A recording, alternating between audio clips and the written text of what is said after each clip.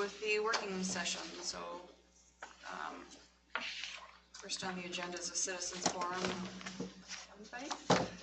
And mention having John go first with the transport, just to shake it up a little bit. I like this idea. Do I get to go after John? It was very short. Doesn't mean you guys get Because I didn't, obviously. Well, I think everything's going pretty smoothly at the garage now. Make sure your mic is on. Oh, it's not on, is it? There you go. There we go. Thank you. Like I was saying, I'd say everything's going pretty smoothly. I think all the new drivers are figuring everything out, and I'm slowly getting there myself. And I just have a few more driver evaluations to finish out, and I'll be getting caught up, I'd like to think. And other than that, I don't have too much at the moment. You guys have any questions? You have enough drivers right now? As of right now, and I have another driver, he's got to get some waiver figured out with the state, and then he'll be able to drive. Hopefully by Tuesday, hopefully by tomorrow. It'd be big to get him back because we need him. So, because come winter time, that's when things get busy, it seems like. So we're getting by. We're doing okay. Any other questions? All right, thank you. They appreciate you, John. Keep it short and sweet. Yep.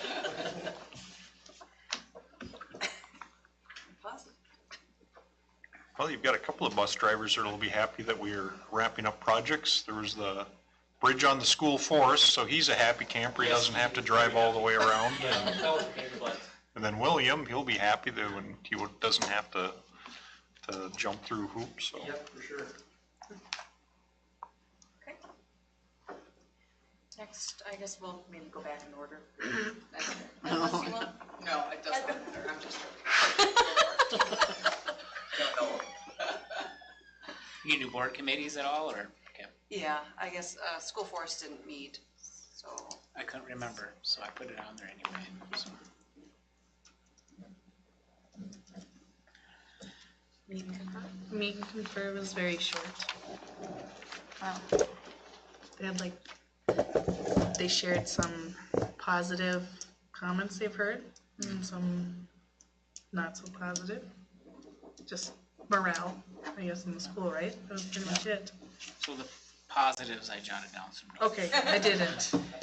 Usually Tim is there and he's the note taker. He is. But positive comments about having the setup for the streaming this way. The voices are much better heard at the podium. In general, the 6th grade shift is going well from their perspectives, and they're hearing mostly positive comments from the kids, so that's positive. They talked about the school forest being used, and even we have a kindergarten classroom that's been using it on a regular basis, which is good. They talked about our fall, in the elementary side, the fall fast bridge screening, which we do every year, was done very quickly and smoothly this year. Good collaboration among staff, and we had additional help from Mrs. O'Connell. I think I can announce this, but they have a Teacher of Year nominees for this year are Bobby Joe Castle, Andrina Nylander, and J.J. Olson. And then I wrote down there are 7 local daycares in operation. So we must talk about daycare. That was part of the whole morale situation. Okay. I thought maybe lack of daycare was putting stress on. See, I stuck it up on the positives because compared to where we were a few years ago, it's a good thing, but there's still a need there. There's 7 in the county or 7 in the area. Seven Roughly, local. yeah. And I don't know if that includes Rainy River. How many have there been? I'm assuming at some points, maybe less than that. It was less than 7, not that long ago. So. And then they talked about on the concerns is just a general low morale with staff. Kind of a working to survive rather than working to thrive is kind of the comment they meant. But there was no clear reasoning for it. It's just a general statement and no magic solutions at this time.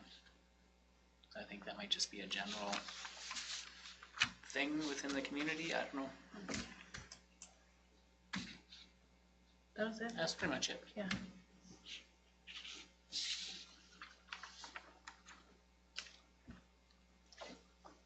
And then next up, we have negotiation.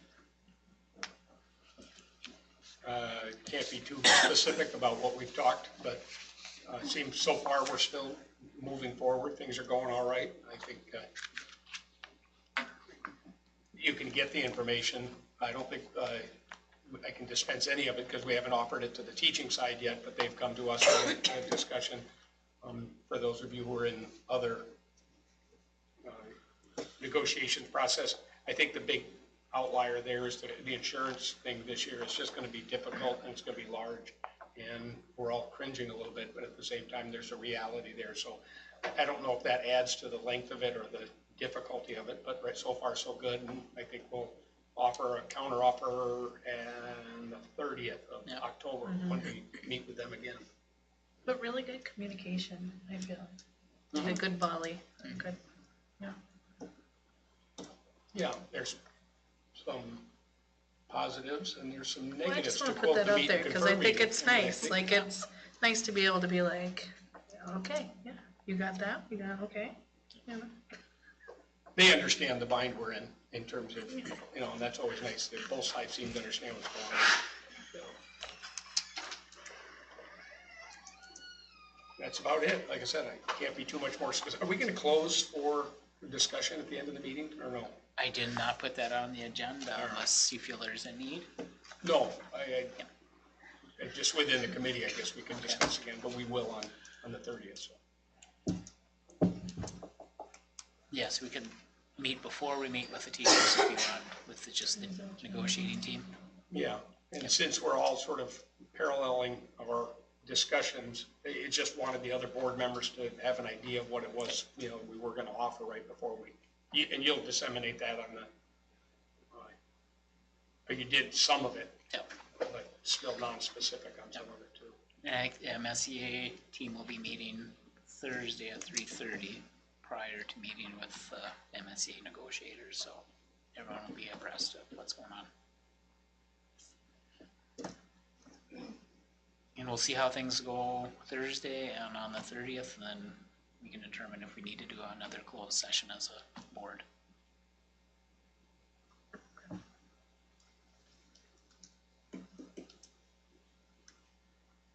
Anything else on that? Nope. Okay. Next up, we've got Superintendent Nelson.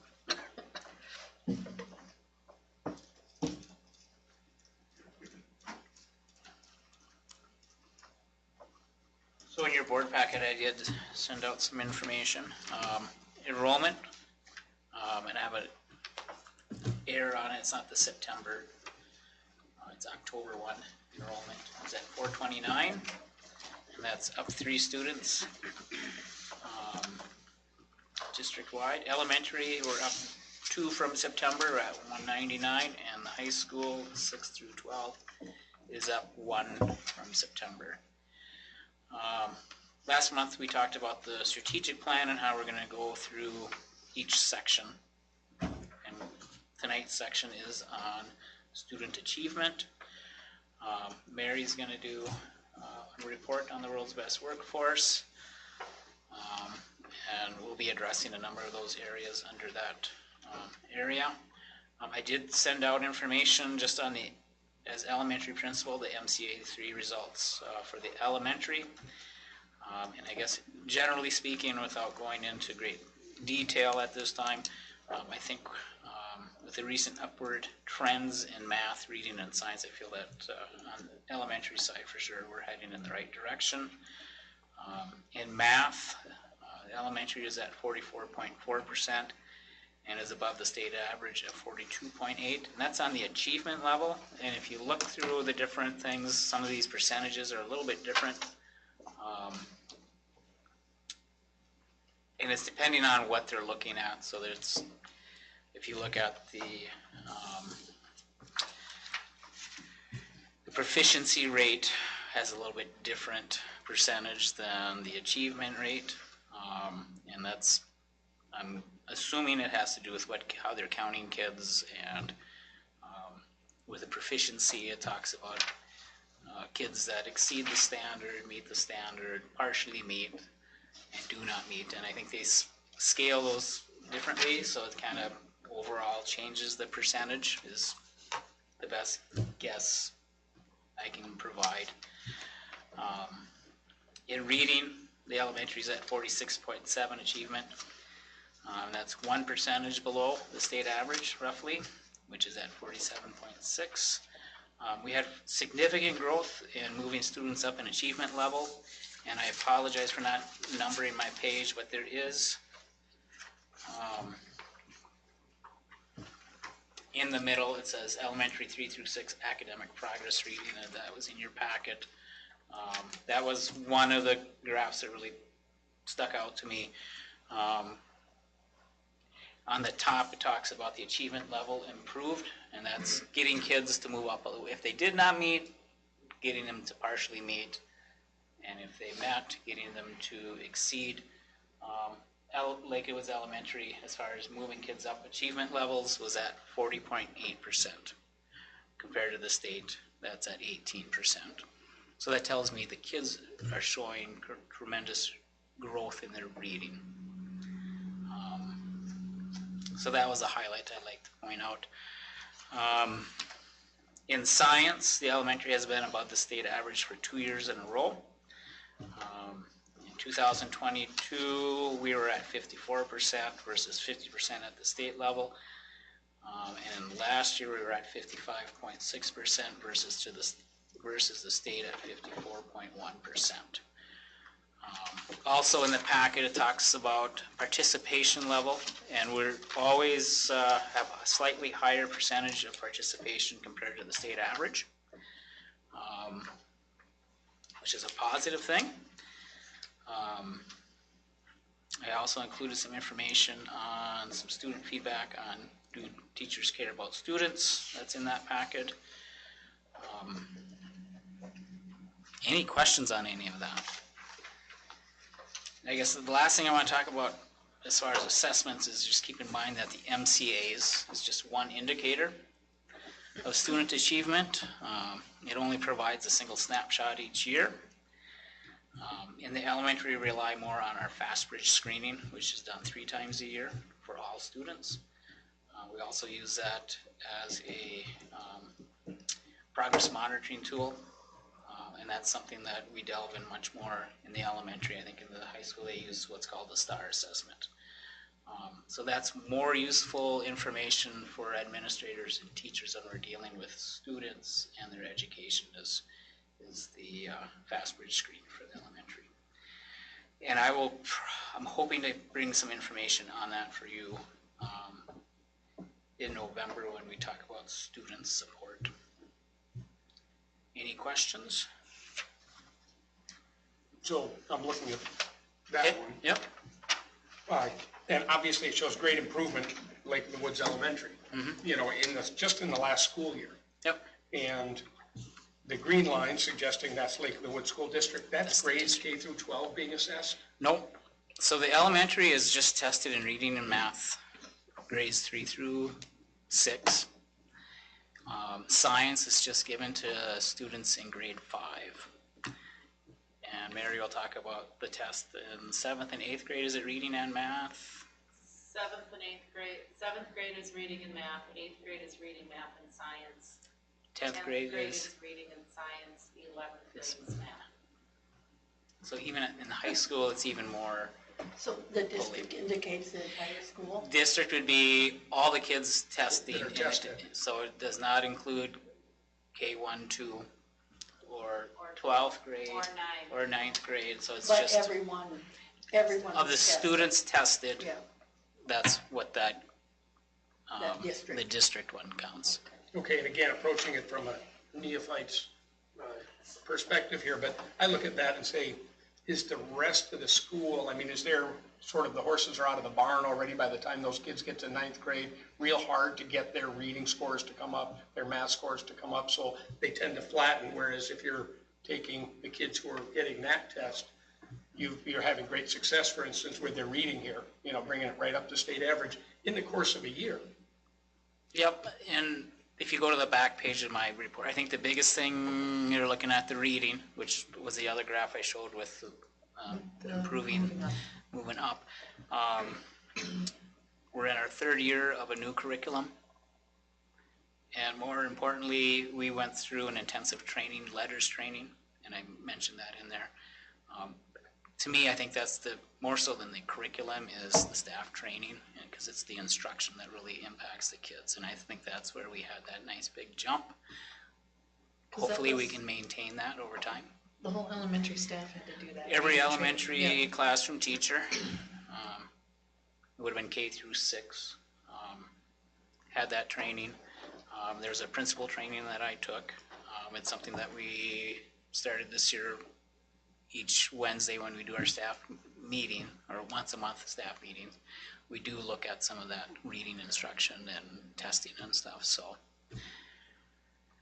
So the knee-jerk reaction is keep doing that. I mean, doesn't that make sense? Yep. That something positive really worked there. But you also have to keep in mind with this state assessment, when you're looking at a cohort group, I mean, we can look at cohort groups, and you might have a group that comes in not as ready for school as others, and that can impact your score, because there are a small number of kids, you know. I understand. You might have a group of 4 or 5 kids in one grade level can skew your results one way or the other. So that's kind of why it's good information to look at, but I wouldn't want to make decisions just based on the MCA3s. And boy, you've been pretty good about bringing it up again and again, and I appreciate that. You know, we should keep looking at that. Does that answer some of the questions you brought up last meeting? I mean, in terms, or at least some of your concerns, are we getting better? How, especially, I look at how we relate to the rest of the state, not just how our kids alone are doing, but how they are. And that's a significant improvement. I mean, yes, it's a one-year situation, but it's got to make you feel a little better about your concerns. Gives me a warm, fuzzy feeling. We like those. Yeah, A sarcastic warm, fuzzy feeling. a little bit. But I also think it shows that the training was worthwhile. Right. That we took And that definitely step. in the reading. Yeah. You know, The science scores that Ms. Merchant sent out show that we're not doing a good job, but then again, I didn't realize that it was so sporadic that the science was tested, and it's but like, it's like 3 grades and that's it. yeah, and so I don't know, there's a lot of information, and you almost need, and that's the problem with a lot of this, you need the basis for it and the percentages, and that's why I like the overall graphs, and I very much like the comparison with other towns. That's how, when it's this all over the place, and same with the number of kids coming in, you have to look at a long range. And I think it was 2014 that all schools dropped. Prior to 2014, I might have that year wrong, Lake of the Woods was like top of the heap of like 3 or 4 schools or whatever. Everybody dropped down in 2014, popped back up, and we were below most of the schools in the area.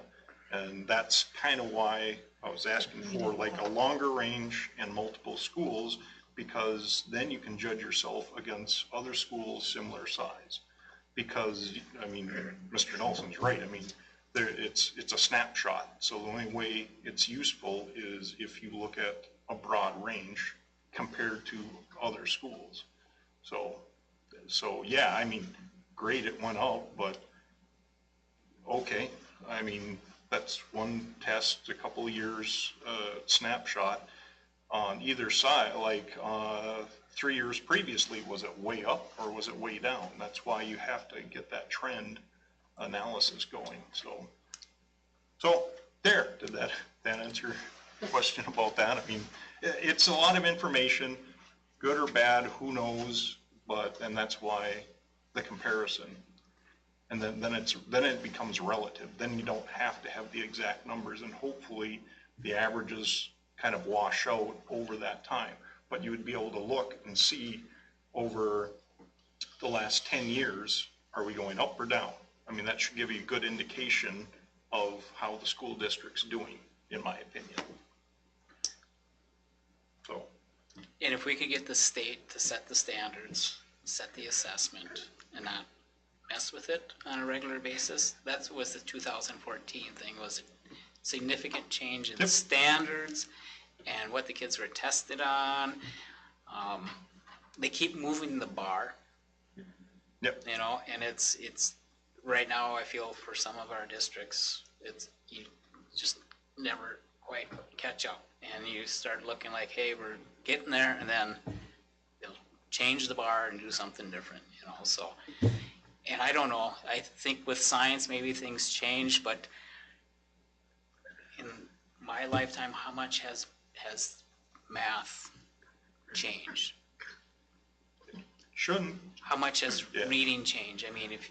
Now, that being said, I know they have changed how they teach math, and that goes in cycles. Yep. You know, and I've been in this long enough that, you know, Yep. oh, I remember doing it that way, and then, you know, so that's the beast with education. I probably shouldn't say this at a public board meeting. I just question how the state does their assessment compared to other states, and why they're setting the standards the way they do.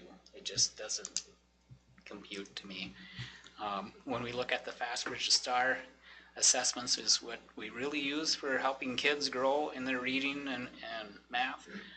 That's nationally normed data, and it doesn't change every 4 or 5 years, you know, so that's some good data that you can look at. How do our kids compare nationally? And when you have a state assessment where your state average hovers around 50%, there's a disconnect on what we're expecting kids to show.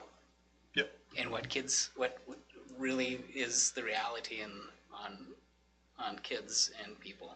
You know, is the bar set too high? Are we measuring what we really are trying to measure at the state level? I don't know. But as a classroom teacher, when I taught, if I gave a test and half the kids passed and half the kids failed, that would be, something's not connecting, and I'm not sure what the answer is, but. And the MCA, I mean, from what I've looked into it, I mean, I totally agree with you. It is not the best metric to measure.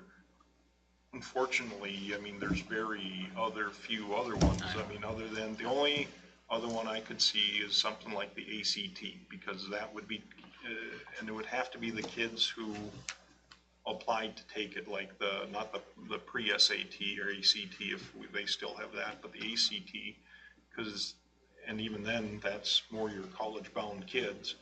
But it should get rid of all of the extraneous stuff of the kids tapping out, they call it, where they don't really care and they just hit the button so they can be done with the test. I think Mary can attest to that. So the ACT should be the best metric, I would think. Which is probably not going to be a thing of the past. We're Yeah, moving towards. and then schools, a lot of schools yeah. quit requiring the ACT, so, yeah. But that's a measurement of what you've done, as opposed to what I like about the 3rd to 5th grade stuff is what you still can do.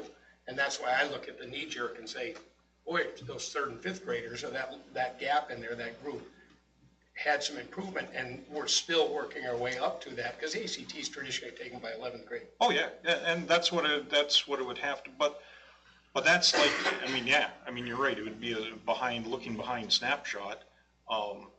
That one, and correct me if I'm wrong, Jeff, the proficiency one, that's where, is that the individualized thing? So if the kid does better or whatever than they had the previous year, then it shows that an improvement. I mean, it gets very convoluted, and it's not, I mean, it's a metric, but I don't know if it's the best metric. I mean, so I guess we all agree that this is important to look at it.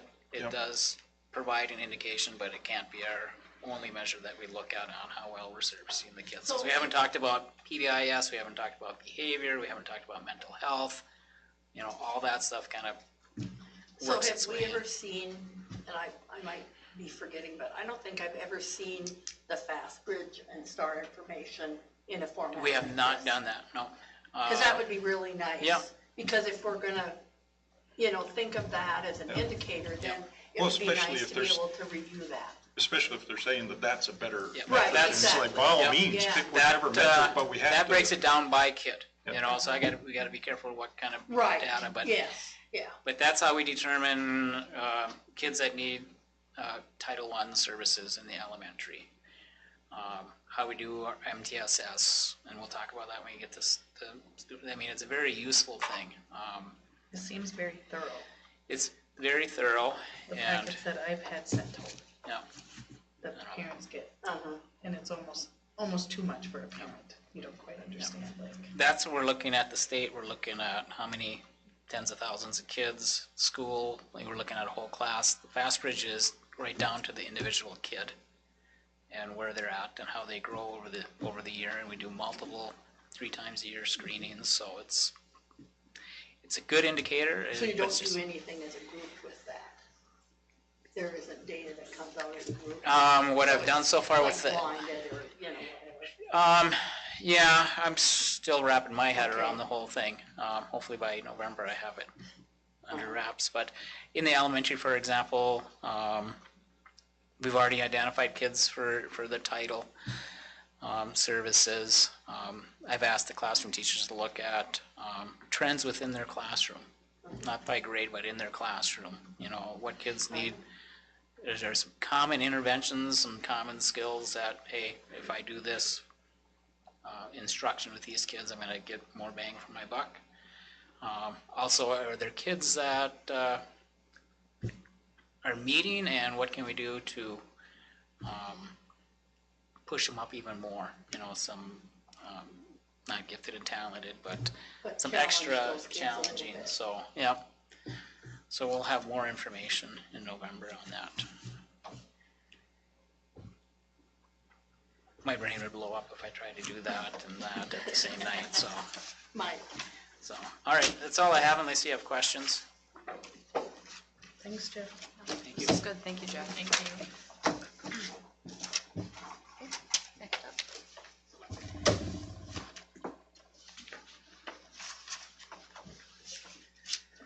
Good evening, everybody.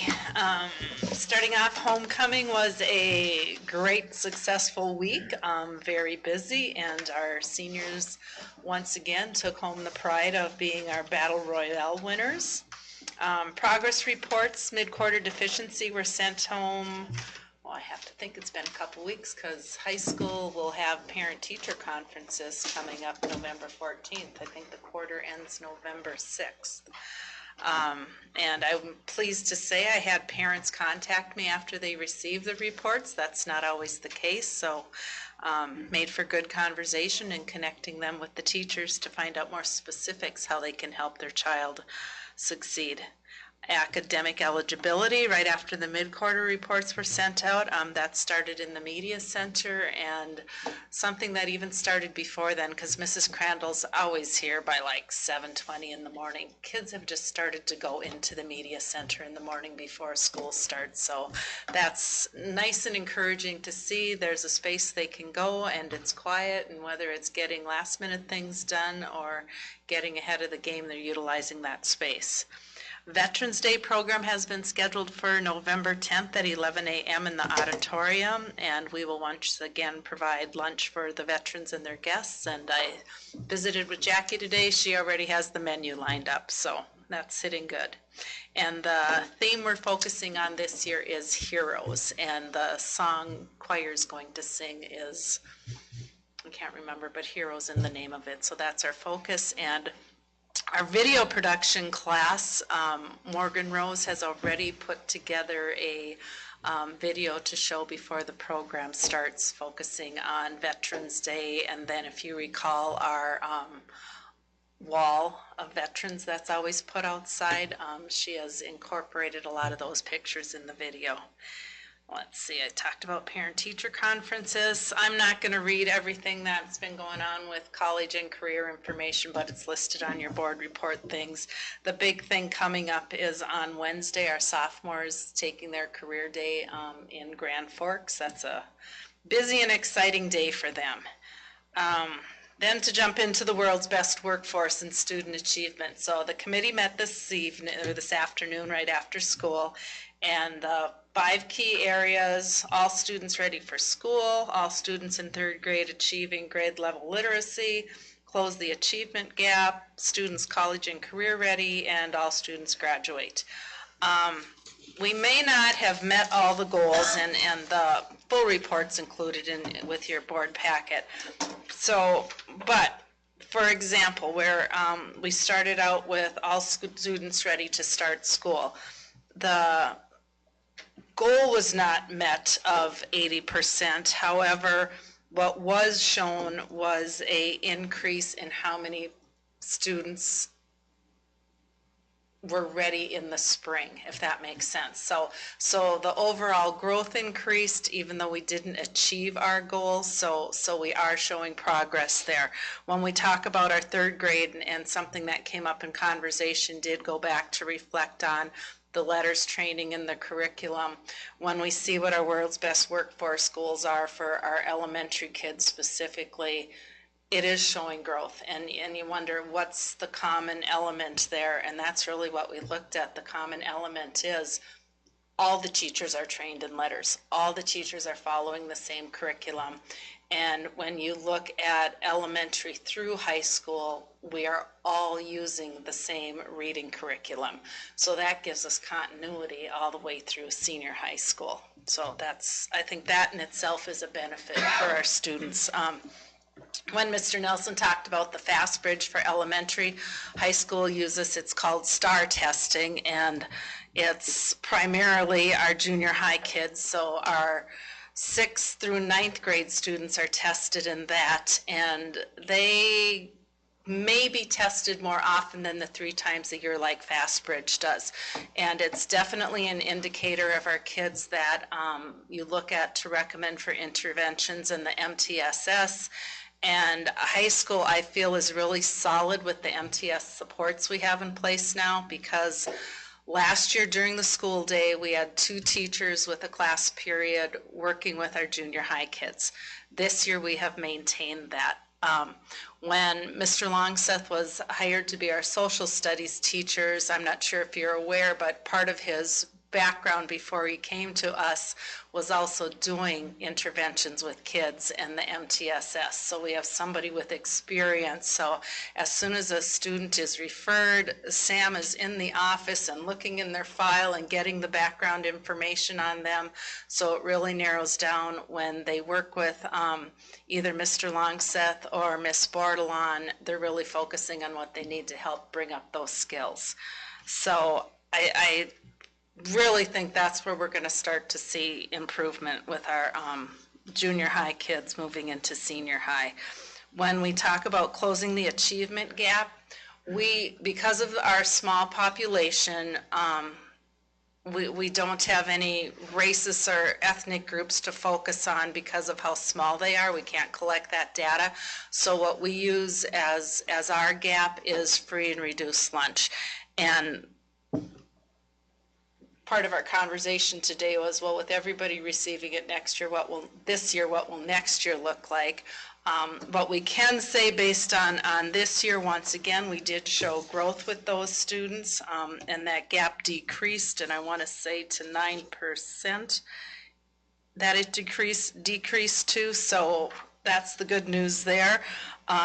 One thing that's going to change next year is all kids being on track by 3rd grade. That goal is going to disappear, and Mr. Nelson and I will be visiting on what's going to happen there. So I don't know how it's going to show in the report. I believe it's going to have something to do with focusing on curriculum, which I shared with the committee today, because Mr. Nelson shared with me that what we are using was on the list. So we are very much, and letters training was on the list. So we are very much ahead of the game there when we look at what some new requirements may be.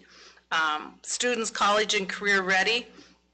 That goal also ties into our achievement and integration report that we do, and that has to do with opportunities we provide for the kids, but with the achievement integration, it also is having our kids interact with schools that, so our neighboring school is Kellier, that is earmarked as a racial identified school, referring to their Native American population. And so the career day is an opportunity that our sophomores get. What we added into our achievement integration last year was including what our 5th through 8th graders do, because there's the opportunity for the Creativity Festival, which is coming up. Our 6th graders are going to participate in that in November, and then the Young Authors Conference, which is coming up, I believe that's in March. So additional opportunities for our kids to interact with neighboring schools. And then all students graduate. When you look at the Minnesota report card and graduation rate, when they're looking at that, they're taking our students who are our kids from 9th grade through 12th grade. So even if we have a student that was ours as a 9th grader and they haven't enrolled anywhere else, and all of a sudden as a senior they aren't with us, that would count against us with our percentage for graduation rate.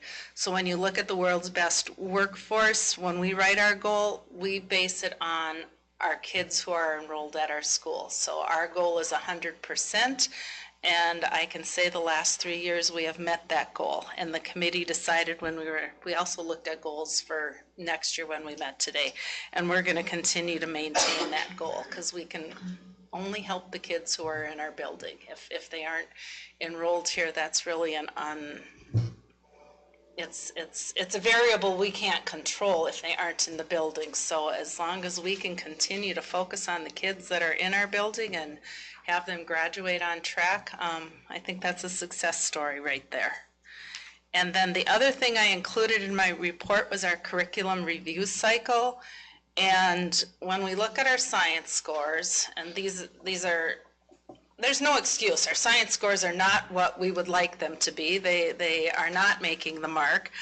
One thing that probably affected it was 3 years ago, so it would have been that year of COVID, the state changed that you had 2 years to make the change, that 8th grade was no longer going to be earth science, it was going to change to physical science, and that also affected our 6th graders, and then our 9th grade changed from physical science to earth science. So getting those standards or lined up, then if you want to say it, teaching to the test, is a challenge to make sure that you are covering the concepts that are going to be on that test when it is given in the spring. I will say that's one reason I'm so glad that Diane will make the tests as late in the year as possible for our kids so that we can get more of those areas covered. Looking at the review cycle and when implementation will be, the next ones that we will be looking at is science. I think in the high school, as far as alignment with the standards, we're there, but I know it's something that in elementary has not been done. So I'll be meeting with elementary teachers this year to look at those. And that covers it very quickly. Do you have any questions for me?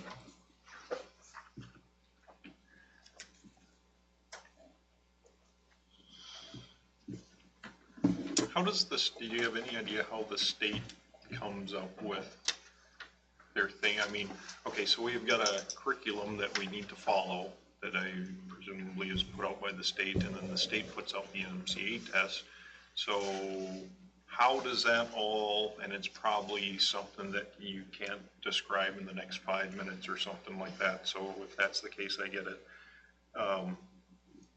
Like, don't they coincide the test with the curriculum, or is that too optimistic that the state would like think that way? Well, I'm going to use the word standards and not curriculum, because that's really what you have to follow is the specific standard that has to be met. Well, you have to meet the standards, but then there was also the curriculum that's approved that you use, that you guys. Well, that's a new development. That's new for and reading. That's part of the READ Act. That's a new development for Minnesota. Usually they said, here's the standards, and they would list a gazillion of them that no way in human possibility can you cover every standard in a school year that's assigned. If you've, we used to print off binders that thick. So then you have to look at the test, and you have to look at the essential standards, and so I don't know. But the new curriculum, there's a list. It's based on scientific approach to reading, which is based on the letters training. There's a few other trainings that do that, but that's new, where the state has said, here is a list of approved curriculums for school districts to choose from. So they've taken the local control from the board on selecting curriculum and narrowed what you can choose from, which I don't necessarily disagree with. They were supposed to put some money behind this, so if you purchased one on the list several years ago, you could cover the cost. It doesn't sound like we're going to do that, but that's another complaint I won't share with you today. But so then those curriculums that they set aside should meet the standards, right? Or teach the I would standards, hope that right? Am I saying that correctly? Yes. it would meet the standards. In some states, you don't get a choice at the school. This is the state curriculum chosen. It's good and positive on both ends. But if everyone's working off the same curriculum, then you just have to focus on the delivery and the instruction. Because and how they come up with the standards, they have this large committee, and people show up with their own little things. You can see it. Social studies, why don't we test in social studies? Because they can't come up with a consistent set of standards that they can agree on what are we going to teach in history. That's why they have the standards, but they don't test on it because it's just a quagmire of different opinions. And I think it's kind of with the science, it's, who's pushing for the earth science versus space science. And you can look at the standards, and the teachers could have the best instruction, and they could give a test, and the kids could all ace the test, and they go to take the MCAs, and depending on how that same question is worded, could throw a student. Or then when you're looking at multiple choice, I'd be the first person to say, ask me a question, I'll tell you the answer, but don't give me multiple choice. Because I look at them and I second guess myself, and so they aren't necessarily, and now it's my opinion up here, setting kids up for success. So in many ways, you can look and think our kids are very successful. You brought up the ACTs. Honestly, I look at our ACT scores, and I know our kids can do a lot better than that. When you look at our students who go off to a 2 or 4 year college, and ACTs, we're talking 4-year college, and how many of those kids are successful, and they've gone to school, they've graduated, they have jobs, they're wonderful, productive citizens. That's not a reflection necessarily of their ACT score. And right now, they don't need an ACT score to get into a college. I just had a senior tell me one of the schools she applied to, it's an out-of-state school, they actually wanted the MCA score. And the comment the student said to me, so this is what I would consider a high-flying senior, I wish I would have tried on the test. So we are talking not just our students who may not love and embrace school. We are talking our high flyers aren't giving their best on that test.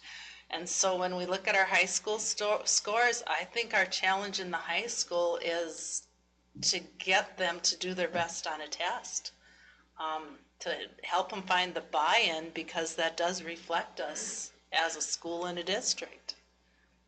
I don't think it's necessarily because they don't have the ability to perform. Yeah, that's the hard part of the whole thing. And I don't want to, kind of the reason why I kind of harped on the MCA is that's the only metric that we have to go off of that you can. So to judge whether we appear to be doing a good job or not. Now, we may be doing it, like you're saying, we may be doing an absolutely fantastic job, but if the kids don't take the test seriously, we look like we're doing a horrible job. And how do you sort all that out? And if anybody who can figure that one out, by all means, let me know, because I don't know how you do it. Well, and I can bring star information to share, like Mr. Nelson said, it's individual, but Diane pulled some where it shows like when they took the first test, 62% proficient or on track with grade level readings. So I can share some of that because honestly, that is more exciting to see. Yeah, our kids, and don't we want to constantly see growth? I mean, when you look at our sixth graders from where they start to where they are at the end of the year, if we're showing growth in that, then we're doing our job. Yep. Yeah, so if you guys think that's a better metric, by all means, bring it out so we can see it or something. I mean. Okay, anything else? Thank you. Thank you, Mary. Okay. Next up, business officer.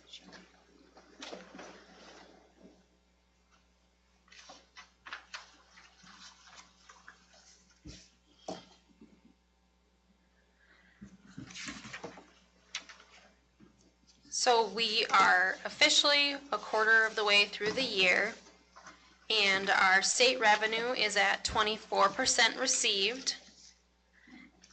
Property taxes are 0.45% received. In October, we'll be receiving a significant payment from Lake of the Woods County. Local revenue is 0% received. Overall, our total revenues budgeted are $7,270,241. For our grants for 2024, I just drew our Finance 150 Summer Academic Mental Health Support Funds. The amount was $1,386.86.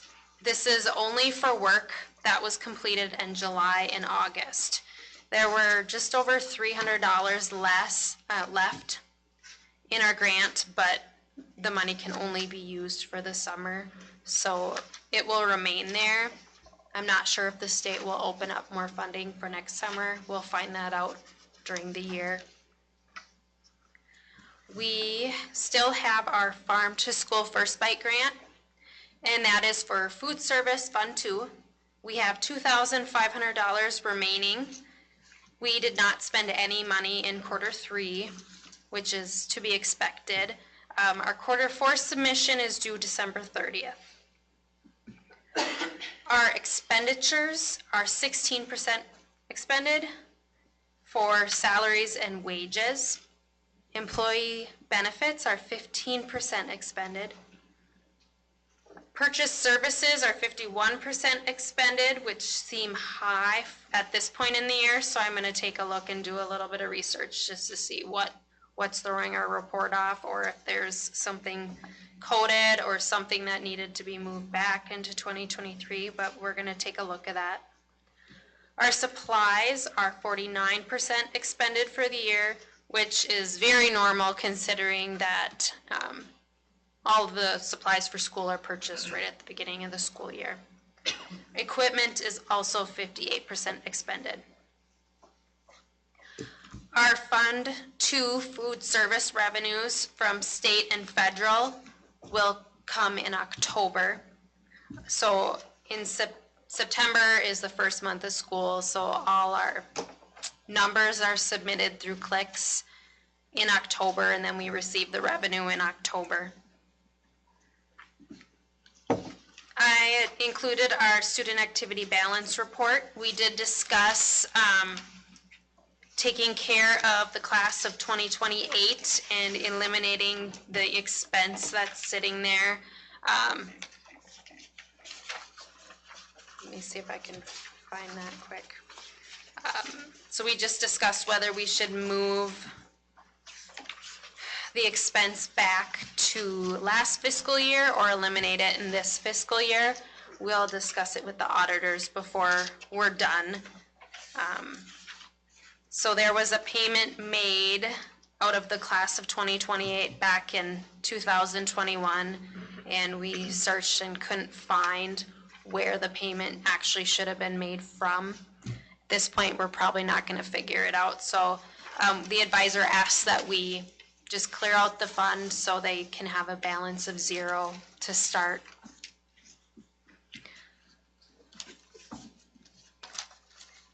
And if you look at the packet on page 7,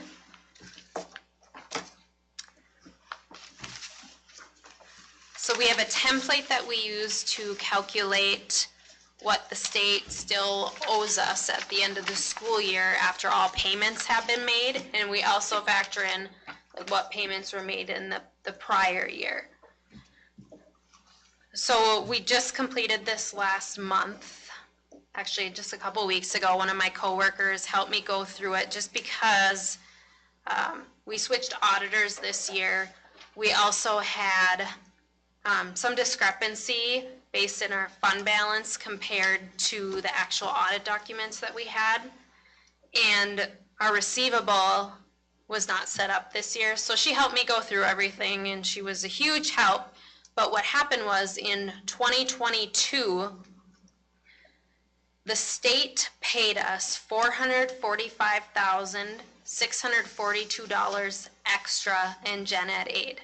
And the reason why that happened was because Lake of the Woods County had made a payment to us and the check wasn't cashed and it just sat here for a couple months. So now we just need to clean that up. So basically our revenue was overstated in 2022, so the correction is going to be made in 2023, which is going to just have a bigger impact on us this year. So, you know, if we look at page 8 of my UFAR's expense revenue summary,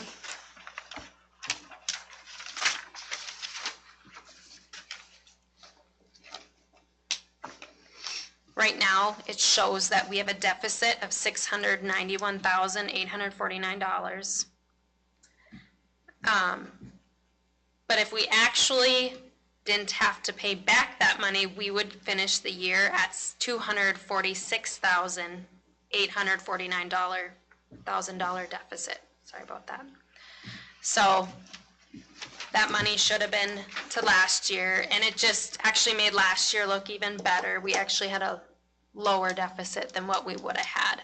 So I apologize for the lateness on that, but it actually really caught me off guard also. It's just extra money the school district received that we shouldn't have received just because of some accounting issues from the prior year.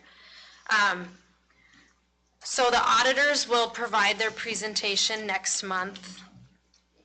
They will complete the audit June 7th and 8th, just wrap up any things that are left to complete. The final audit is due to the state by November 30th. So they should be able to provide the full report next month, and then they'll be able to provide all the fund balance and the official audit summary. They'll finish up the audit in November. Yeah, so in 2 weeks they'll finish it up, but they should have the full summary completed for the November school board meeting. I haven't heard from them for a couple weeks. They mentioned they were extremely busy, so there was a couple weeks there where we kind of went back and forth on email, but I haven't heard from them for about a month. So they called me and they wanted to set aside just a couple days just to wrap it up, beginning of November. So I did provide my month-end documents for September 30th, 2023, and also for June 30th, 2023. So looking at the end of the fiscal year, and then fiscal year 2024, just through September.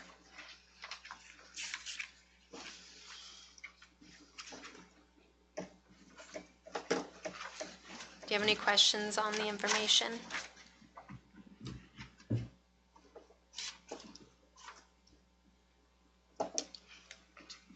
A little bit. I don't know how to phrase it in a, that maybe might not make sense, but so we're in negotiations right now and we're setting the tone for like the next 2 years. And that's a huge amount of money. So is that, like, when we're looking at the budgets, and what we can afford, is that factored in? I'm assuming it's factored in, but. We did do a 5-year projection Okay. Previously, and we laid out the next 5 years, what it's going to look at, especially for FY24. We have the budget, what we included in the budget is not what necessarily maybe is being negotiated, but we did factor in some things in our budget. We were reviewing our 5-year plan again, so. As far as the budget for this year, we initially projected it to be in the black. For 2024.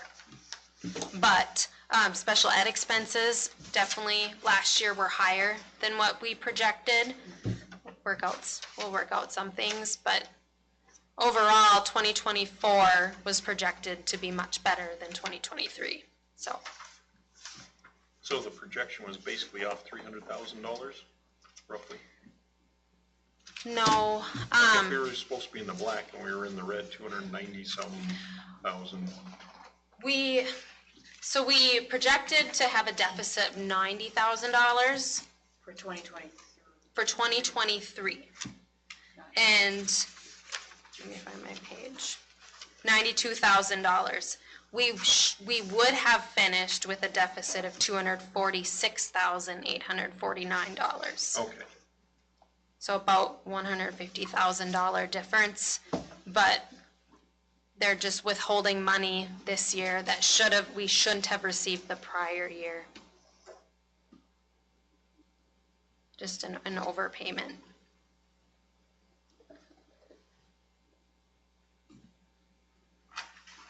So in reality, in 2022, we received $445,000 that we shouldn't have received. So it's throwing off 2 years of our financials. It makes 2022 look fairly abysmal in terms of the bottom line, but how would we have, if that check hadn't been cashed, how would we have changed our spending in that year to accommodate? We wouldn't have. And I did send an email over the weekend, and I said, we would have had to make cuts on some huge items like our chiller project, which we initially thought was going to be used with grant dollars. But for the most part, all of our grant dollars last year were used to cover things that were already happening. Like we're covering employee wages and things, so just basically supplanting expenses that were already there. So even me, I was like, oh my gosh, I felt really uncomfortable with this. I was very upset with it, but on my end, it wasn't my error. But, it happened. We have to give it back. That's how it works. But what would have we cut this year? Would we have made bigger cuts, though? Because we did do cuts. Would we have made bigger cuts knowing what we know now? And I guess I wasn't here then, but we made cuts for 2024. I wasn't here for the cuts for 2023. I guess at the end of this, right, just last spring, we were cutting positions. We cut 2 positions. Yeah. To make that, or to at least accommodate for the numbers we thought were accurate at that point. Yeah. So the But check I think you have to says- keep this in mind that this was that 445 was a one-time error. It was From 2 years overpaid ago. 1 year. They're collecting it, so it's not an ongoing deficit in revenue. This is a It won't correction. affect 2024. Well, the bottom line is the auditors missed it last year as well. So Yes. it was, which was very unfortunate. Well, Tim Lyon's human nature wants to point and find somebody culpable for this who can help pay it back, and I'm wondering why does but why does the state pay back what's something that the county, that we had cashed on the county? How does that work? Why does the state pay money And I actually received a phone call, like later in the fall even, and the lady at the state just explained that to them it looked like the county didn't give us any money. So that, for them, they need to make up the difference. So the state's giving is based on what the county gives. Yes. And so by not cashing the check, it looked like we received nothing, so then the state Paid us. Yes. more. Then did we cash the check? And then the And then we check showed cashed up. We the check. did cash And the then we check. did cash the check, okay. And then we cashed the check. Those bank errors catch up with you But sooner or later, they never especially from the state. looked back that we were overpaid. The state did never look back that they overpaid us. Oh, Oh, no, they didn't. yep, that's why they took it back. I know, but a long time later is what I'm saying. So It took them 2 years. It took some time to realize. Yeah. this is very oversimplified because that's the best my brain can do, you know, and I might use the wrong terminologies, but basically there's the net tax capacity that drives a lot of our funding. And also, we can't collect more in taxes that we want, you know, like the Highline taxes that we thought was gonna bring in all this money, well, it did to the state. And the state says, this is your portion, Lakely Woods School, and that's all you're gonna get. So if we collect more at the county level, our state aid is reflected, so we're not getting a bumper crop on revenue. It evens it out. There's a cap And on it's, what we can you know, so it's based on that, that's my simplified rationale. Really? Yeah, I mean, so what we thought was a extra. benefit, it really maintains. it's more of a benefit to the tax Hey, payers. You know, they evens it out one way or another, you know, and we can only levy so much, and the county collects it, and the state divvies it out and sends it back, and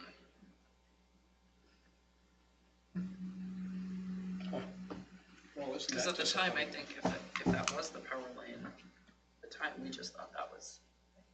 that we Extra. got that 300 and, Yeah. yeah. We do get it, but then the state will adjust it a little bit. Because I do think that decisions were made based on our thought that we were getting an enhanced tax revenue out of that. Con would be different. That's one that's locally generated and we get our portion, and that's depending on the sales of timbers and stuff. That's a little bit different because that's not levied on taxpayers.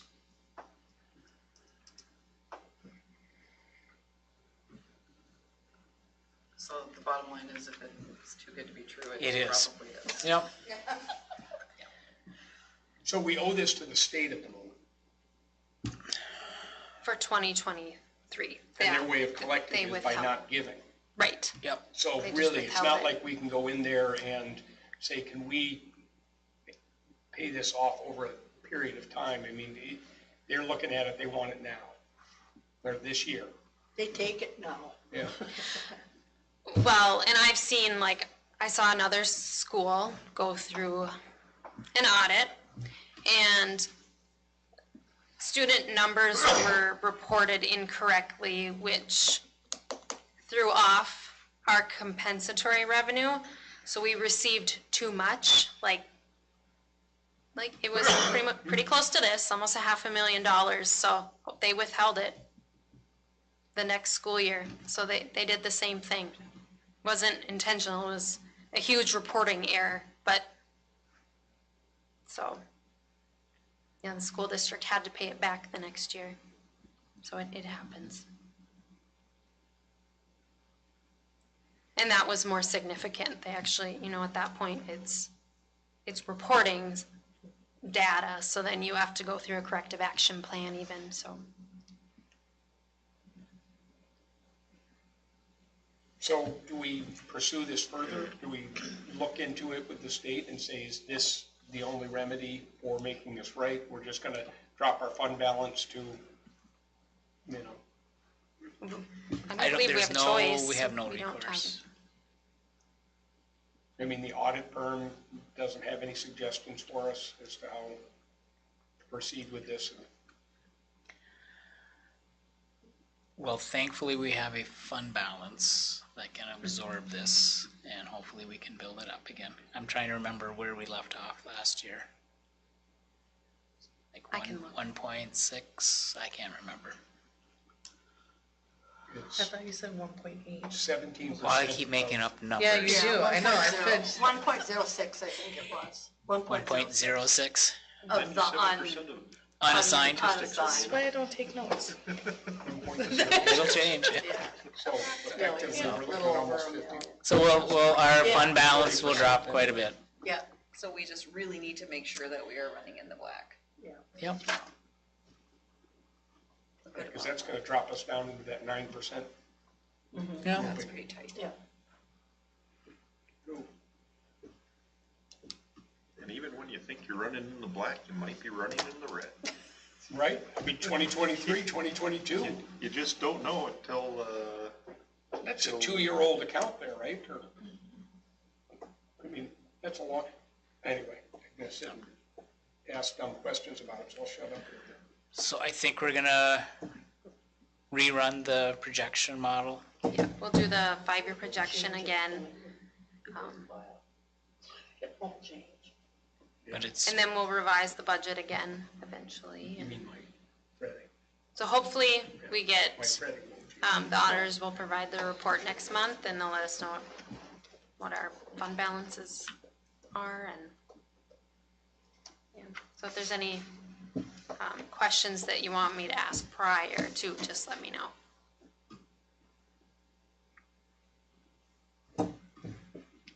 And the grant dollars are spent. That's the other drawback, but. Any more questions? Thank you, Sheena. thank you. On to lighter news, right? I'll try and be happy, I promise. I also will try and be brief. That's why we kept you at the end, is Watching the time. good news. Yeah, hello. So, just to go off of what Mary said about homecoming, we did host a day volleyball game at the end of homecoming week on Friday. It was a 1 p.m. game versus Walker. We won, which is always exciting, but more importantly, it was just a super fun day I think a few of you were there. Those day games are a ton of fun. I'm appreciative to my fellow administration for being willing to put up with the chaos.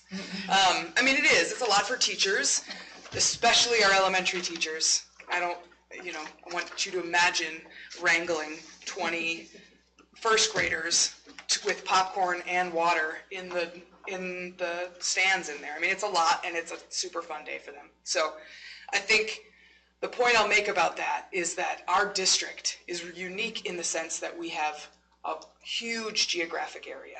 So you got kids ranging from now even further east past Indus to Long Point. A lot of those kids don't necessarily get the opportunity to show up to a volleyball game because it's just not feasible for their parents to come in for 40 minutes for a varsity game. So it's, I think, an important thing that we offer our kids, so I'm appreciative that we make it happen. In terms of the rest of our athletics, football has had a tough run. You've maybe heard some of that. We decided to forfeit our Little Fork game in early October, and then decided to forfeit our first playoff game for safety purposes. Basically numbers, I think we had about 10 healthy bodies as of mid last week, and while yes, we do play 9-man, it's just not a safe choice to be playing, especially if we're an 8th seed playing a 1 seed. So not an easy decision, especially for our seniors of that group, but they understand. They know that it's be a different ball game if it were basketball, right? But it's not, it's football. So volleyball plays their first playoff game on Thursday here at home against the Northern Freeze at 7 p.m. Excited for that. And cross country goes to sections on Friday in Bagley. So off and running with fall postseason sports. Community ed, we had a really great turnout with our flag football camps. Thanks to Rylan Henriksen and Austin Heimstra, who did the 4th and 5th grade. They had about 22 kids out in 4th and 5th grade. And then Tony Taylor and Dan Holen hosted the kindergarten through 3rd grade. That was on Saturdays. They had about 21 students. They did that for 4 Saturdays, and we had a game at halftime at homecoming with them out on the field, which was quite cute. Jenny Skoog did a cross-country run camp, essentially Wednesday afternoons after school for K through 5th grade, and she had about 20 kids out for that also. Archery is currently happening in the multipurpose gym. They start here at 7:30. I have about 12 students currently registered. That's a longer program. It's a once weekly archery program that Buck Nordloff puts on. A lot of that, Whitetails Unlimited has been incredibly generous for that group. So we're ordering new equipment through a $2,000 grant or $2,000 donation that Whitetails Unlimited has given. That also is now funding all of the registration fees for everyone. So as of this year, archery is free for all of our 6th through 12th grade students who want to sign up, thanks to Whitetails Unlimited, the local Whitetails chapter. So many thanks to them. In the planning stages of Holiday Extravaganza, you have maybe saw in the paper that it is now being not combined, but Frost Fest being run in the city is going to happen on the same day. So a lot of those activities are going to happen in the evening. There's a movie happening at 3. There's a light parade happening in the evening. Is the Lynn Furbish Memorial Light Parade. So thanks to Mike Hovde and that team, I think it's a great like all one fell swoop in terms of all of your Christmas joy happening in one day. The rest of us are going to become a hermit after that, I think. Is that by design? Yes, I think it had been that way in the past, and then Frost Fest had moved to early December because it was not yet frosty, and now they've decided to move it back with the thought that we're a small community, let's just do it all together. And then enrichment. Jeff and Mary and I have been talking about, with some staffing changes, there's a little bit of a hole in our community and enrichment. And again, enrichment and gifted and talented are a kind of quagmire of money and definition. So it's a broad concept, but we're trying to make sure that the Spelling Bee, Math Masters, Creativity Festival, Young Authors Conference, and then combining that with Junior High Knowledge Bowl we make sure that happens, because all of those categories and events are opportunities for kids to get something else beyond their classroom. And especially at a middle school level, that becomes really important to try and feed some of those more curious, kids who are looking for more stuff. Okay, that's all I got. Anything else? Okay, thank you.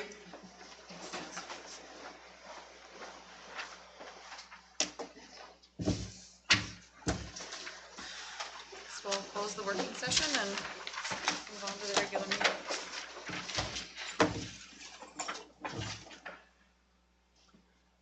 With allegiance to the flag of the United States of America, and to the republic for which it stands, one nation, under God, indivisible, with liberty and justice for all.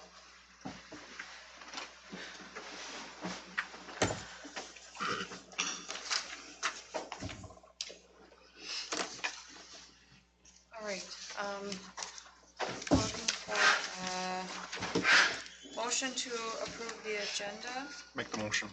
Second by Lyon. Johnson and Lyon, any discussion? Call for a vote, all in favor? Aye. Opposed? Motion passes. Any board presenters? Any written communications?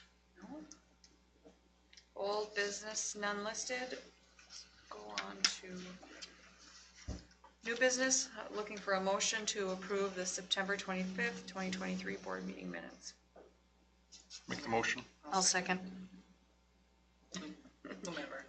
Johnson and Rovita. Any discussion? All in favor? Aye. Opposed? Motion passes.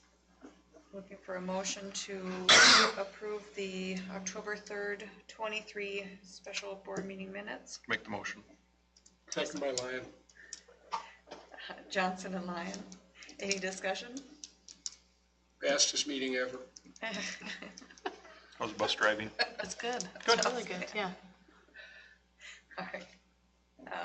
All in favor? Aye. Aye. Opposed? Motion passes. Next, looking for a motion to approve the invoices, financial statements, bank reconciliations, wire transfers, and purchase card I'll statements. make that motion. I'll second. Lynn and Robin. Any discussion? I just have a question. On the purchase card statements, there are some that say missing. And is that something that, how is that dealt with? Is that dealt with? It's being dealt with. It's being dealt with. Okay, that's good enough. That's just what I'm. All in favor?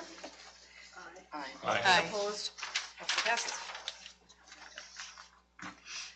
Looking for a motion to approve the personnel resignations, retirements, and appointments.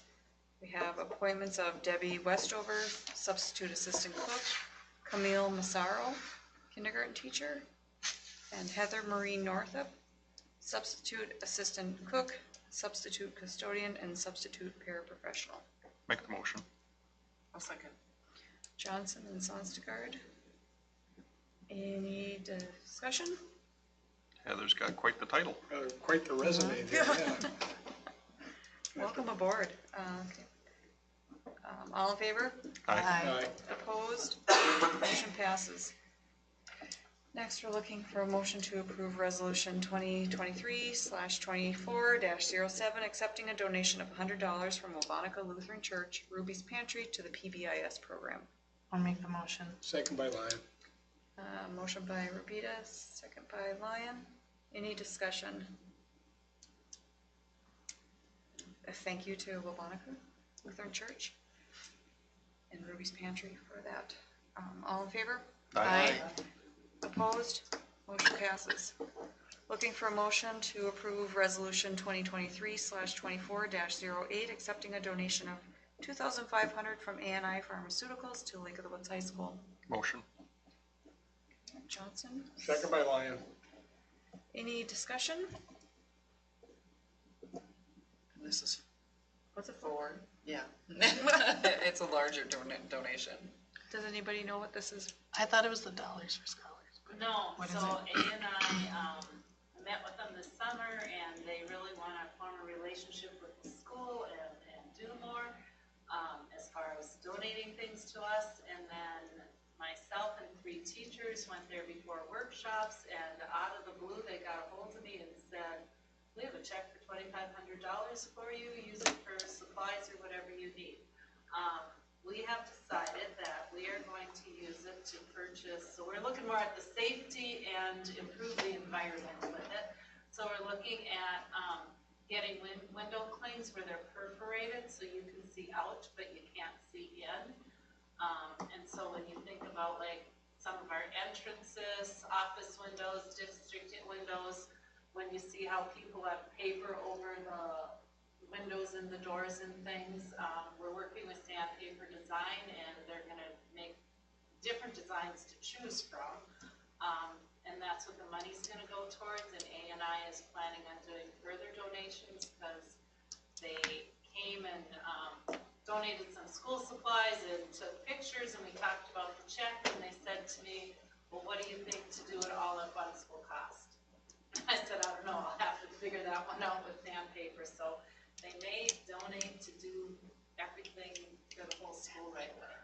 So it is. So like the front entrance doors.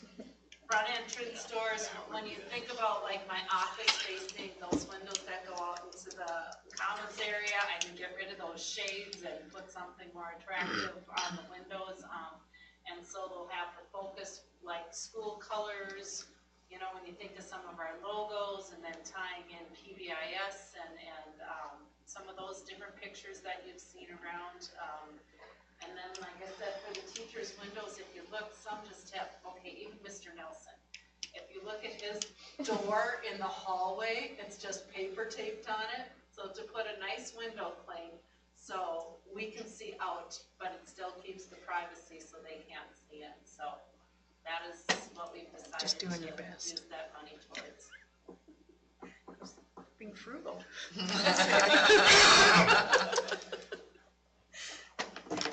That's awesome. Great, thank you. Yeah, Thank it's you. exciting. Okay, we had a motion and a second, we had discussion, all in favor? Aye. Opposed, motion passes. Looking for a motion to approve resolution 2023/24-09, accepting a donation of $250 from Williams Gardeners to the Angel Fund. Make the motion. I'll second. Johnson and Sonstigard, any discussion? Just a thank you to Williams Gardeners for that donation. All in favor? All right. Aye. Opposed? Motion passes. No, I know some of them, I can see their faces, I can't think of their names right now. Looking for a motion to approve the World's Best Workforce and Achievement and Integration Plan for 2023-24 school year. Make the motion. I'll second. Johnson and Southgard, any discussion? All in favor? Aye. Opposed? Motion passes. Next, we're looking for a motion to approve resolution 2023/24-10, accepting a donation of $283 from Ovatica Lutheran Church to the backpack program. I'll motion. Second by Lyon. Ovita and Lyon, any discussion? Again, thank you to Ovatica Lutheran Church for that donation. And all in favor? Aye. Aye. Opposed? Motion passes. Any other business? We'll adjourn at 7:25.